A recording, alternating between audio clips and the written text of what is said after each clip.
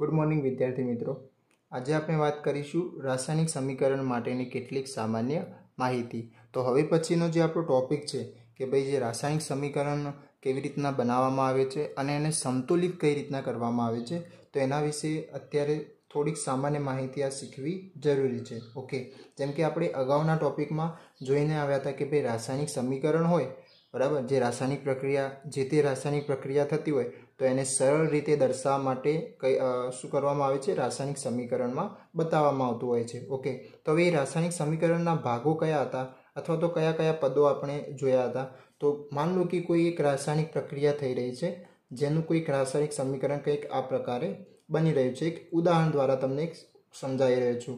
सामान्य उदाहरण, मान लो कि कोई एक ए पदार्थ बी पदार्थ साथे प्रक्रिया करीने कोई ए बी संयोजन वाळू कोई निपज बनावे छे अथवा तो नवो पदार्थ बनावे छे। बराबर, तो एमां तमे जोयुं हतुं के जे तीर हतुं, तीरनी जे डाबी बाजुना जे पदार्थो हशे एने शुं कहेवामां आवशे, एटले के प्रक्रियामां भाग ले छे माटे एने शुं कहेवामां आवे छे, प्रक्रियको तरीके ओळखवामां आव्या हता। बराबर, अने तीरनी जमणी बाजुना जे पदार्थ हशे जेने शुं कहेवामां आवशे, निपज तरीके ओळखवामां आवे छे। ओके, जो निपज पण एक थी वधारे होय तो एने कई रीतना बताववामां आवतुं होय छे, प्लस करीने बताववामां आवतुं हतुं। बराबर, तो आ रीतना आ रासायनिक समीकरण આપણે દર્શાવતા હતા। ઓકે, હવે આ રાસાયણિક સમીકરણમાં કેટલાક સંયોજનોનો પણ ઉપયોગ થશે। બરાબર, એક સંયોજન બીજા સંયોજન સાથે પ્રક્રિયા કરે તો એનાથી કઈ કઈ નિપજો મળે તો એ પણ અહીંયા આગળ આપણે સમજવું જરૂરી છે। તો એ જે સંયોજનો હતા તો એ તમે ધોરણ 9માં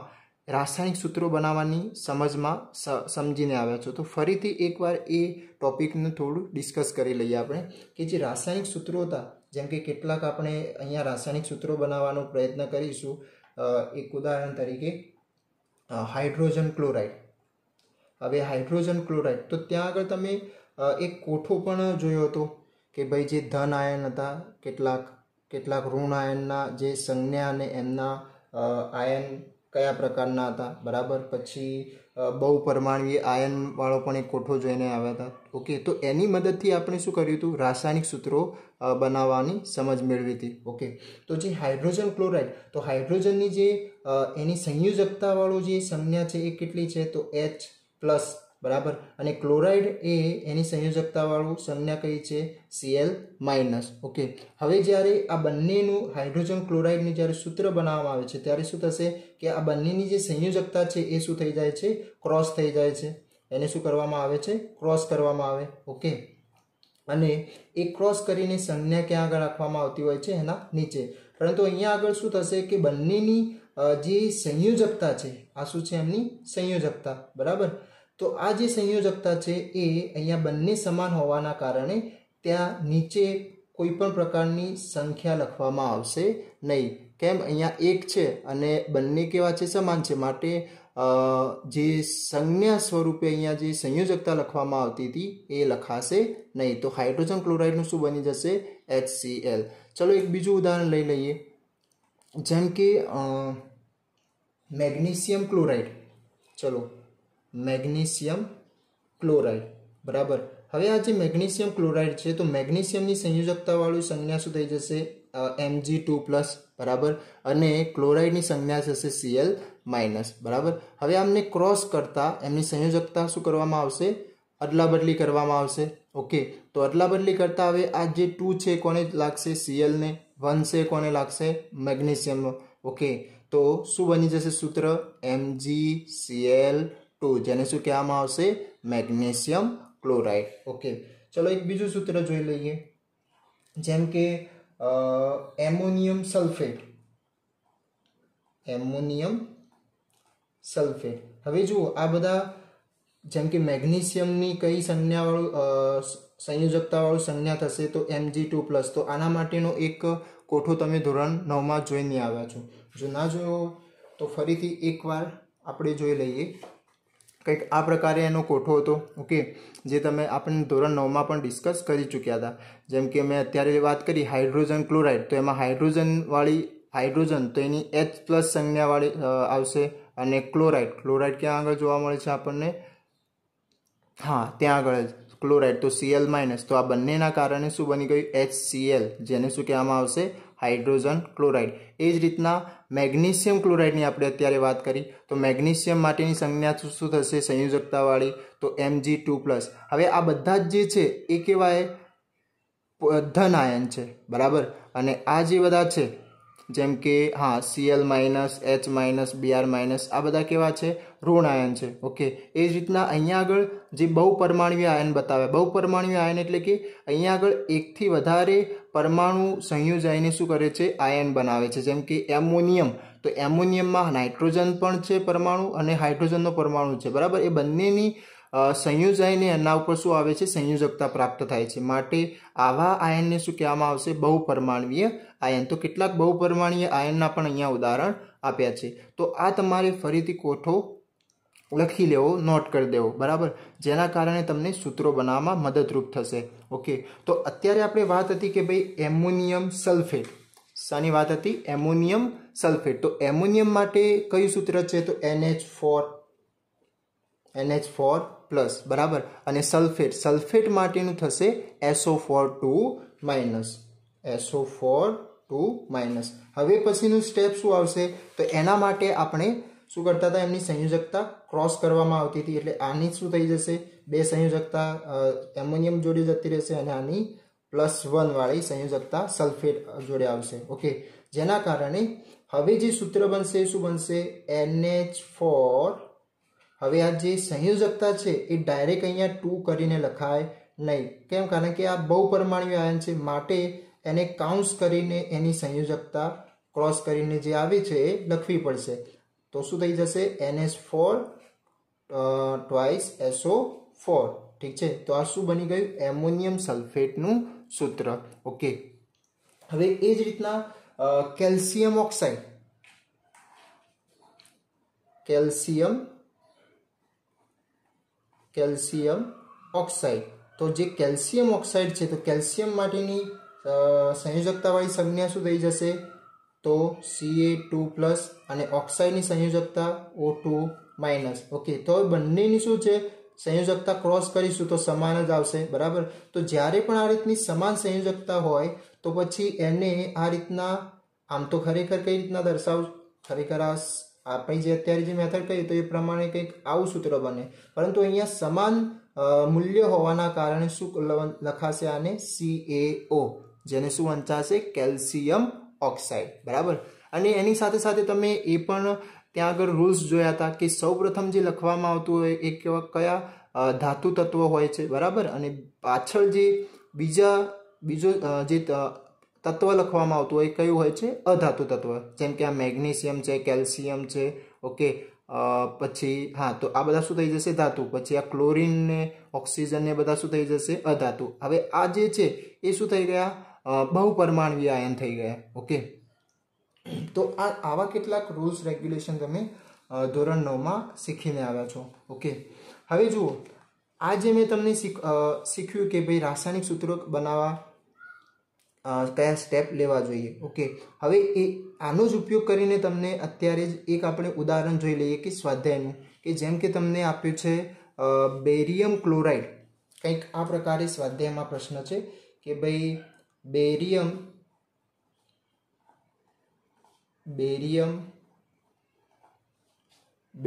ક્લોરાઇડની એલ્યુમિનિયમ સલ્ફેટ સાથે સંયોજાઈને શું બનાવે છે એલ્યુમિનિયમ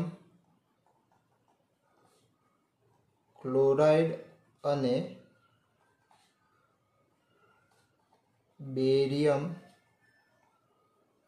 સલ્ફેટના અવક્ષેપ આપે છે। ઓકે, હવે કંઈક આ પ્રકારે આપણને વાક્ય આપ્યું, હવે આ વાક્ય પરથી શું કરવાનું છે કે આનું રાસાયણિક સમીકરણમાં રૂપાંતરણ કરવાનું અને એને સમતોલિત કરવાનું કીધું છે બરાબર, પરંતુ અત્યારે આપણે સમતોલિત ના કરતા ફક્ત એને રાસાયણિક સમીકરણમાં લખવાનો પ્રયત્ન કરીએ બરાબર। જેમ કે તમે પ્રશ્ન જોવો હોય તો સ્વાધ્યાયમાં પ્રશ્ન નંબર 5નો C તમે જોઈ શકો છો બરાબર। તો હવે આટલી જે આપણે માહિતી અત્યારે શીખ્યા તો એના પરથી આને સમીકરણ બનાવી શકીએ। જેમ કે જુઓ અહીંયા આગળ કોણ કોણ સંયોજાય છે, તો બેરિયમ ક્લોરાઇડ અને એલ્યુમિનિયમ સલ્ફેટ.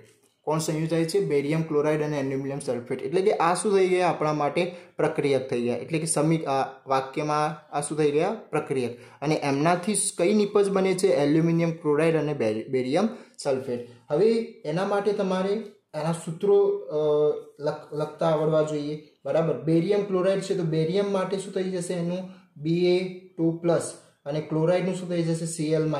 ઓકે, તો જેના કારણે શું બની જશે? BaCl2. સો આ ક્રોસ થઈ જશે ને આમ, તો આનું સૂત્ર શું બની જશે? BaCl2. તો એક આપણને સંયોજન મળી ગયું નિપજમાં, BaCl2. બીજું કયું કીધું છે આપણને? Aluminium sulphate. હવે એલ્યુમિનિયમની થાય Al+3 અને સલ્ફેટનું થશે આપણે અત્યારે જોઈ ગયા SO4 2-.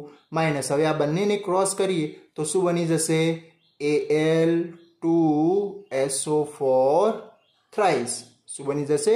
Al2SO4 thrice. આ જે 2 હતો એ એલ્યુમિનિયમ પાસે જતું રહેશે અને 3 જે સંયોજકતા હતી એ સલ્ફેટ પાસે જતી રહેશે. પરંતુ અહીંયા આગળ દેખો બહુપરમાણુય આયન હતું એટલે એને કાઉન્સ કરીને લખવામાં આવશે, કારણ કે આ 3નો મતલબ આ 3 ઓક્સિજન જોડે પણ ગણાશે અને સલ્ફેટ જોડે પણ ગણાશે. ઓકે, જો તમે એકલું કાઉન્સ કર્યા વગર લખશો તો એનો મતલબ ઓક્સિજન જોડે જ આ 3 ગણાશે, બરાબર. તો જેના કારણે ધ્યાન રાખવું કે તમારે જ્યારે આવો બહુપરમાણુય આયન હોય તો એ દરમિયાન કાઉન્સ કરવું ફરજિયાત છે. ઓકે, તો બીજું કયું સૂત્ર બની ગયું આપણું? Al2SO4 થ્રાઇસ, બરાબર. અને એના દ્વારા શું નિપજ મળે છે? તો નિપજ લખતા પહેલા આપણે શાની નિશાની કરશું? તીરની નિશાની. ઓકે, તો નિપજ સ્વરૂપે આપણને મળે છે એલ્યુમિનિયમ ક્લોરાઇડ, યાની કે AlCl3. AlCl3 કેમ? કારણ કે Al+3 અને Cl-. હવે ક્રોસ કરીશું તો શું બનશે? AlCl3 બની જશે. અને બીજું શું કીધું છે? Barium sulphate. તો બેરિયમ માટે 2+, સલ્ફેટ માટે SO4 2-. એટલે બંનેની સંયોજકતા સમાન છે. બંનેની સંયોજકતા શું છે? સમાન છે. BaSO4-. ઓકે, તો બંનેની સંયોજકતા સમાન હોવાના કારણે BaSO4 બની જશે, જે શું થઈ જશે? Barium sulphate. તો આ થઈ ગઈ જે વાક્ય આપણને આપ્યું હતું એ વાક્યમાંથી સમીકરણમાં રૂપાંતરણ, બરાબર. હવે આમાં નેક્સ્ટ પોઈન્ટ એ આવશે કે ભાઈ આને સમતોલિત કઈ રીતના કરવામાં આવે, એ આપણે હવે પછીના મુદ્દામાં જોવાના છીએ. ઓકે, પરંતુ અત્યારે આપણો પોઈન્ટ હતો કે ભાઈ આ જે રાસાયણિક સૂત્રો જો બનાવતા નહીં ફાવે તમને, અથવા તો આની સમજ નહીં હોય તો તમે આ પ્રકારના જો વાક્ય પરથી સમીકરણ બનાવી શકશો નહીં. તો ધ્યાન રાખવું, કારણ કે આ પણ સરળ છે. રાસાયણિક સૂત્રો બનાવવા કેવા છે? સરળ છે. ઓકે, એના માટે શું કરવું પડશે? તમારે કોઠો ફરજિયાત યાદ રાખવો પડશે. ઓકે, તો એ કોઠો તમારે એકવાર નોટ કરી લેવું, જેના કારણે તમે આવા રાસાયણિક સમીકરણો બનાવી શકો છો અને પછી એને સમતોલિત કરવા સરળ છે. ઓકે, તો આ માહિતીથી અહીંયા આગળ રાસાયણિક સૂત્રો પરથી રાસાયણિક સમીકરણ કઈ રીતના બનાવી શકાય, બરાબર. તો આ દરેક એક પ્રકારના શું થઈ ગયા? સંયોજનો થઈ ગયા. આ શું થઈ ગયા? એક પ્રકારના સંયોજનો. ઓકે, હવે આપણે વાત કરીએ કેટલાક એવા સંયોજનો કે જે તમારે આ જે રાસાયણિક વિજ્ઞાનના જે પ્રકરણો છે તો એમાં ઉપયોગમાં આવશે. ઓકે, તો કેટલાક આપણે રાસાયણિક સંયોજનોના નામ અને તેમના જે રાસાયણિક સૂત્રો કયા કયા થાય તો એના વિશેની સમજ આપણે મેળવી લઈએ. જેમ કે અહીંયા મેં કેટલાક રાસાયણિક સૂત્રો જે તમારે આજે અહીંયા 1 થી 5 ચેપ્ટરમાં અમુક જે આવે છે મોટા ભાગે, તો એની કેટલીક માહિતી તમને અહીંયા રાસાયણિક સૂત્રો મેં લખ્યા છે. ઓકે, રાસાયણિક એમના સંયોજનોના નામ, તો એના પરથી એમના સૂત્રો શું થશે એ જોઈ લઈએ હવે. ઓકે, જેમ કે કેટલાક તો તમે અગાઉના ધોરણોમાં પણ જોઈને આવ્યા છો, જેમ કે પાણી. તો પાણીનું સૂત્ર શું થશે રાસાયણિક? તો H2O. ઓકે, એ જ રીતના કાર્બન ડાયોક્સાઇડ. તો કાર્બન ડાયોક્સાઇડનું શું થશે? CO2. પછી એમોનિયા. તો એમોનિયાનું શું બનશે? તો NH3. બરાબર. આના પરથી તમે એમોનિયમ જે બહુપરમાણુય ધન આયન જોઈને આવ્યા અત્યારે. ઓકે, પછી એની સાથે સાથે મિથેનનું થશે CH4. આ એક ગેસ થઈ જશે. Okay, biogas. પછી બીજું છે હાઇડ્રોજન પેરોક્સાઇડ. તો એ એક જેમ કે પાણીનું H2O થયું, बराबर। त्यां आगळ एक ज ऑक्सिजननो परमाणु, तो अहींया आगळ शुं हशे? बे ऑक्सिजनना परमाणु H2O2, जेने शुं वंचाशे? Hydrogen peroxide. ओके, हवे केटलाक एसिडना नाम छे, जेम के सल्फ्यूरिक एसिड, तो तमे आ तो भणीने આવ્યા છો। શું થશે એનું સૂત્ર? H2SO4। ઓકે, એ જ રીતના નાઇટ્રિક એસિડ, તો એનું શું થશે? HNO3। ઓકે, નાઇટ્રિક એસિડનું શું થઈ જશે? HNO3। પછી છે હાઇડ્રોક્લોરિક એસિડ, તો હાઇડ્રોક્લોરિક એનું થઈ જશે HCl, જે અત્યારે આપણે હાઇડ્રોજન ક્લોરાઇડ, એને રાસાયણિક સૂત્ર પ્રમાણે આપણે અત્યારે જોયું તો એનું નામ શું થશે? હાઇડ્રોજન ક્લોરાઇડ, પણ સામાન્ય નામ એનું આ રીતના હાઇડ્રોક્લોરિક એસિડ પણ બોલાય છે। ઓકે, પછી ફોસ્ફોરિક એસિડ, ફોસ્ફોરિક યાની કે એનું થઈ જશે H3PO4। ઓકે, પછી કાર્બોનિક એસિડ, તો કાર્બોનિક એસિડનું થઈ જશે H2CO3। બરાબર। તો અમુક તમે કેટલાક તો રાસાયણિક સૂત્રો તમે જોઈને જ આવ્યા છો, બરાબર, અને કેટલાક તમારે હવે પછીના પ્રકરણોમાં ભણવાના આવશે। ઠીક છે। હવે બીજું છે એસિટિક એસિડ। એસિટિક એસિડનું સૂત્ર થઈ જશે CH3COOH। પછી પોટેશિયમ પરમેંગેનેટ, તો એનું સૂત્ર થઈ જશે KMnO4। બરાબર। બીજું છે પોટેશિયમ ડાયક્રોમેટ, તો પોટેશિયમ ડાયક્રોમેટ, તો ક્રોમેટ એનું થઈ જાય છે ક્રોમિયમ પરથી છે, તો K2Cr2O7, જેને શું વંચાશે? Potassium dichromate. હવે આ ઇથેનોલ, જે આલ્કોહોલનું સ્વરૂપ છે, તો જે થઈ જશે C2H5OH। અત્યારે જેટલા પણ યાદ રહે એટલા યાદ રાખવાનો પ્રયત્ન કરો, બાકી આપણે જેમ જેમ પ્રકરણ જોઈશું એમાં ઉપયોગમાં આવવાના જ છે। ઓકે, પરંતુ અત્યારે જોઈ લો કે કયા કયા એમના રાસાયણિક સૂત્રો છે।